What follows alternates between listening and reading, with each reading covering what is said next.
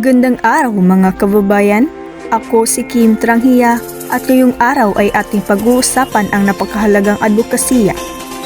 Ang pagpapahalaga sa sariling wika, advokasya para sa pagpapanatili ng identidad at kultura.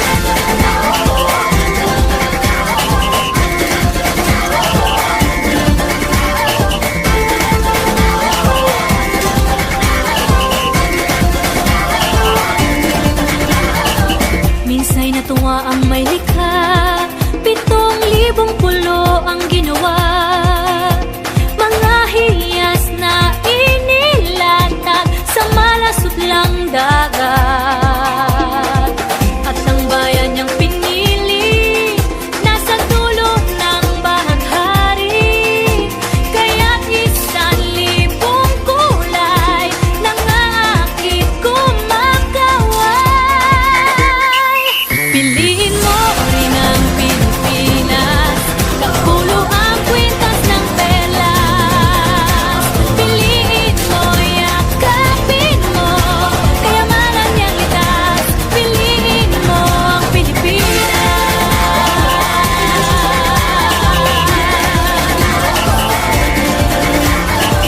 Kasayahang di mapatid, ramdam sa bawat awit.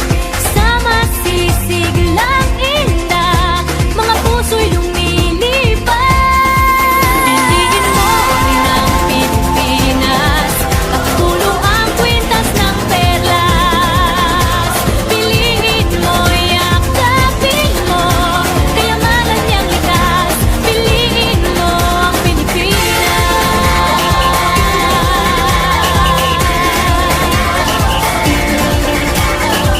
At ang ngiti ng may kapal, taglay ng bawat nilalang. May lambing na dumuduyan sa buong pakiramdam.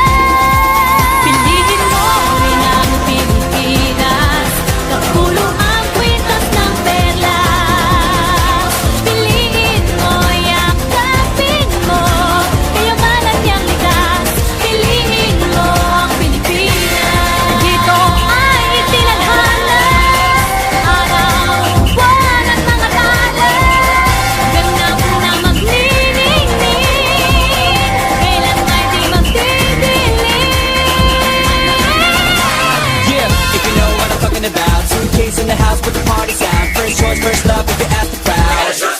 Come on, shout it out. Everybody's gonna dance to this. I see the whole world party in the Philippines. Now with Angelique, Info Bueno on the TV screen.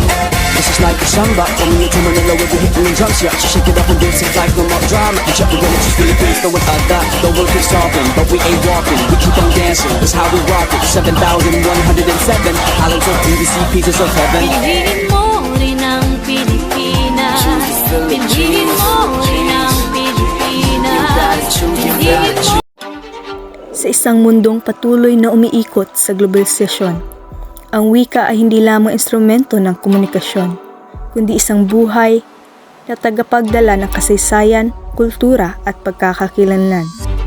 Sa Pilipinas, ang wikang Filipino ay higit pa sa pambansang sagisag.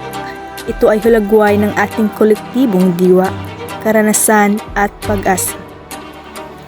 Subalit sa harap ng mabilis na pagbabago ng panahon at impluwensya ng mga dayuhang kultura, ang advokasya para sa pagpapayaman at pagpapanatili ng sariling wika ay isang hamon at tungkulin ng bawat mamamayan. Ang wika ay bilang ugat ng pagkakakilanlan. Ang wikang Filipino ay produkto ng ating kasaysayan, halo ng mga katutubong wika, impluwensyang Kastila at modernong bokabularyo. Ito ay sumasalamin sa ating pagiging malikhain at kakayahang umangkop.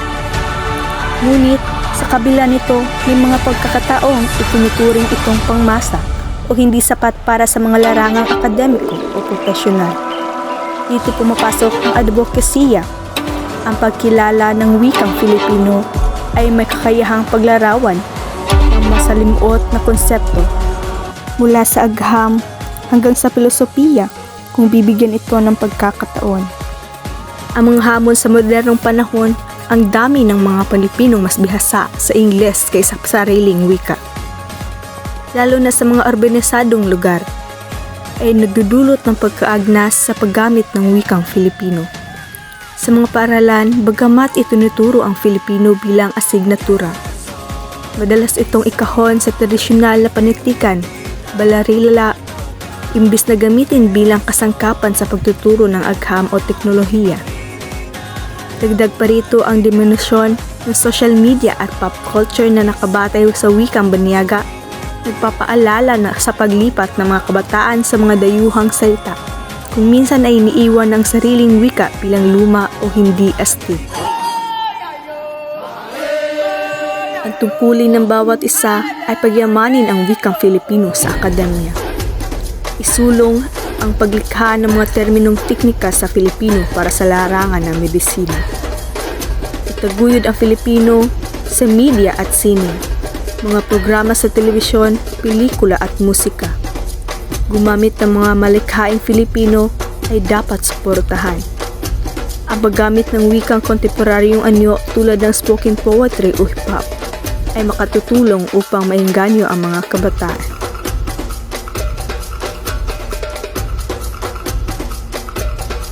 Kilalanin at pahalagahan ang mga katutubong wika. Ang advokasya ay hindi dapat limitado sa Filipino lamang.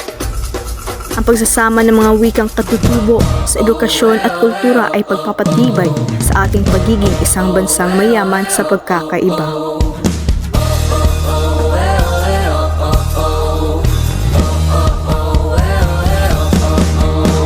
Isang panibagong bukas ang ating hinahangad. Huwag mong sasayangin ang pagkakataong dumadapos sa iyong mga palad.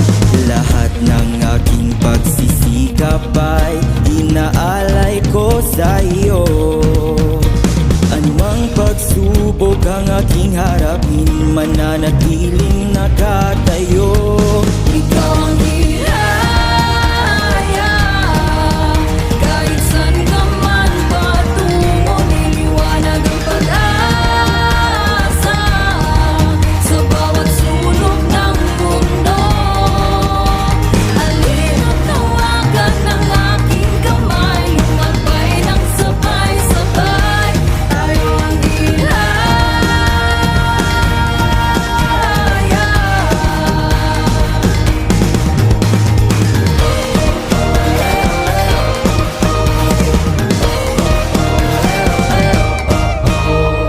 Itong munting pasasalamat sa pamilya at mga kaibigan. Ako'y narito dahil lamang sa'yo, nanatiling nakatayo. Ikaw ang hiraya, kahit saan ka man patungo, liliwanag ang pag-asa sa bawat sulok ng mundo. Halina't hawakan ang aking kamay, lumabay ng sabay-sabay. Tayo ang hiraya.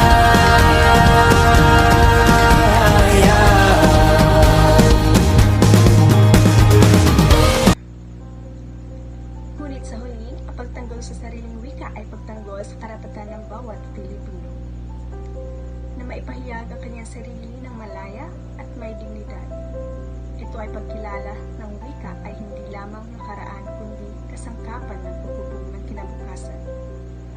Sa bawat salitang Filipino na ating ginagamit, inuukit natin ang ating pag-iral, isang pag-iral na puno ng kulay, tapang at pagmamahal sa bayan. Kung nais natin maging tunay na malaya, simulan natin sa pagpapahalaga ng wikang nag-uugnay sa ating